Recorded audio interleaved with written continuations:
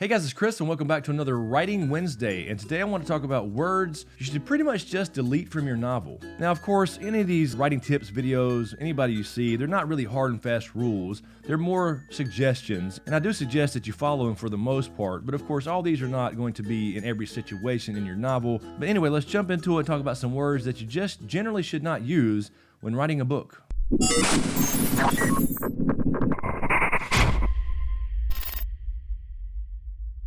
All right, and before we get started, if you're new here, my name is Chris, and I'm currently writing my debut novel, The Crimson Gods. This is actually the first quarter of the book printed out here. I know this is not going to focus very well back here, but this is the first quarter of the book here printed out. I'm going through it for a third time, so when I get done here, this will be about 4 times as big. Well, I am at 86,000 words on this novel. I'm going through it for a third time, kind of cleaning it up a bit more before I send it off to editors. I've contacted some editors now, and they're booked out pretty far in advance, so this may take a little longer than expected, but this is going to be the expensive part. You definitely, whatever you do, want to get it professionally edited, both developmental and line editing and all that stuff as well. So anyway, speaking of that, this video is brought to you by my wonderful patrons over on Patreon. I really appreciate the continued support. You guys are literally funding all these projects, so if I provide you any kind of value here on YouTube, whether it be these writing videos or these show and TV movie reviews, live streams, all that good stuff, think about joining our Patreon community, and you can also become a beta reader on there as well. It gives you access to our Discord server, all that good stuff. All those links will be in the description below. So anyway, let's jump into it and talk about some words you generally should not use. And again, generally is the key word here. These are not hard and fast rules, but generally you want to stay away from these type of things. Also, quick reminder, this does not apply to dialogue. Now, people speak differently. People do not speak generally in completely proper English or whatever language you're talking about. So these don't apply to dialogue whatsoever. People are going to speak improperly. They're going to use these words. They're going to use these modifiers. They're going to use these filler words, whatever, in conversation. Remember, this only applies to your narration and your description, so keep that in mind. And I definitely think part of the reason for new authors or whatever that use these type of words, and me included, is when you start writing, you know, you want to be a writer, a real writer, so you want to make your prose more poetic, so you overthink things, you overuse words, and I think that's a very common mistake for new writers especially. But sometimes it takes years for people to kind of figure out, wait a minute, I really don't need that, and actually clean prose is better than poetic prose just for the sake of being poetic. So anyway, these are in, different groups of words here, but I want to start out with number 1, a single word, the word that. Now that is essentially a filler word, so it's really not needed in most cases, and let me give you a simple example here. The horse that he rode was black. So the sentence there is not horrible by any means, it's certainly clean enough. I mean, the horse that he rode was black. It sounds pretty straightforward and doesn't look like there's really anything wrong with it until you compare it to the other options here, which could be something like, the horse he rode was black. And as you can see in that example, you just don't need the word that. The horse he rode was black. That's good enough. You don't need the extra word, the horse that he rode was black. Or you could kind of flip it around and just say he rode a black horse.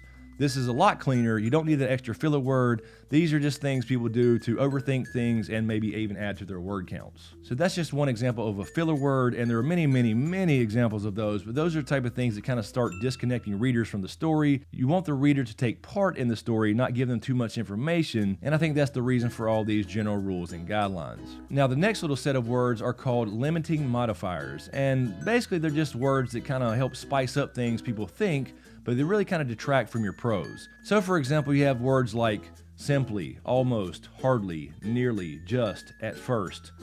And I believe, again, like I said in the beginning of the video, the authors use these type of things to make it more poetic or add to the prose in somehow, but it really just detracts from it. So I'll give you an example of one of these here using one of my characters from The Crimson Gods. Cyric just didn't know what to say. Okay, sounds clean enough, but again, kind of going back to the that scenario we talked about earlier, here's the other option. Cyric didn't know what to say. So when you compare those two, Cyric just didn't know what to say or Cyric didn't know what to say, you can see here that word is just not needed. And group number 3, redundant adverbs. These would be words something like clearly or certainly, literally, basically, actually. As you can see, there are a lot of words that end in ly. So for an example, clearly she was upset. So instead of using clearly she was upset, actually show us that she was upset. So for an example, using the character from The Crimson Gods, Ashea threw the chair through the window. Or something like, Ashea sat covering her eyes, tears leapt from her chin. So instead of saying clearly she was upset, that would be something said in dialogue, obviously. So that way we're seeing this character, Ashea in this case, is clearly upset without having to say she's clearly upset. And for our next set of words, guess what? More adverbs. So words like really, so, very. These are just generally unnecessary, and here's a couple examples. He ran really fast to get to work on time. Well, no shit, he ran, we already know it's fast. You could just use something a little more simple and remove that word and say he ran to get to work on time. Or here's a better option here, change the verb. For example, instead of saying he ran to get to work on time, say something like he sprinted to get to work on time. Sprinted is another word that makes it a little more urgent. So another set of words here, and guess what? We have more adverbs. So words like quietly, slowly, quickly, carefully, suddenly.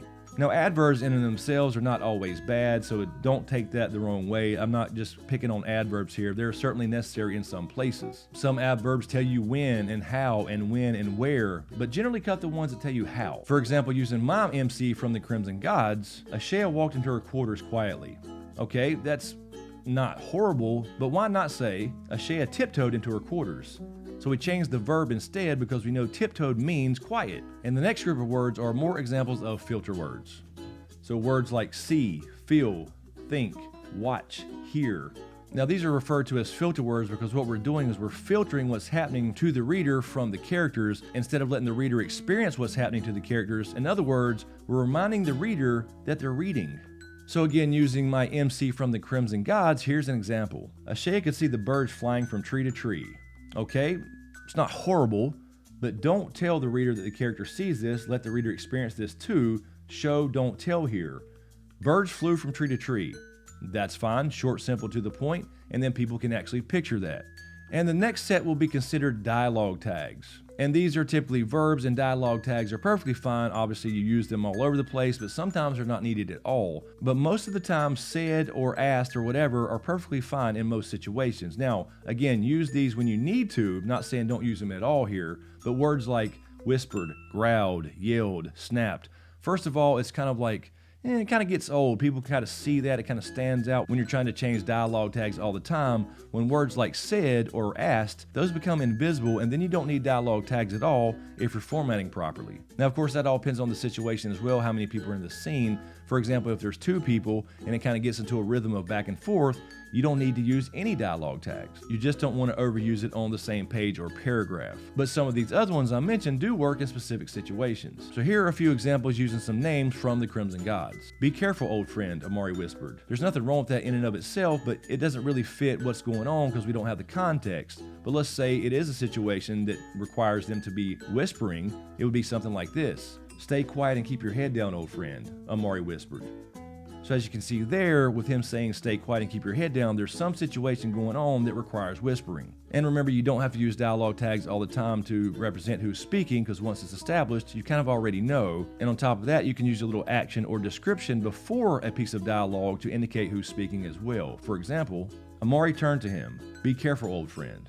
So in that case, you have Amari turning back to the person he's speaking to, and he just says, be careful, old friend. So there's no dialogue tag needed because Amari just turned to him to say that in the first place. And here's an example of some dialogue without tags whatsoever because it's in the middle of a paragraph. There's already established who's speaking. This is from chapter 2 of the Crimson Gods. He turned and pulled the rusty iron handle to open the door and found Clara standing there with her fist in the air. Damn, you startled me. Apologies, my lord, but your father wants to see you, and I brought your... Yes, I will see him after I have a shit. He stomped past her. Yes, of course, he was already gone. She looked around and angrily threw his hairbrush on the floor.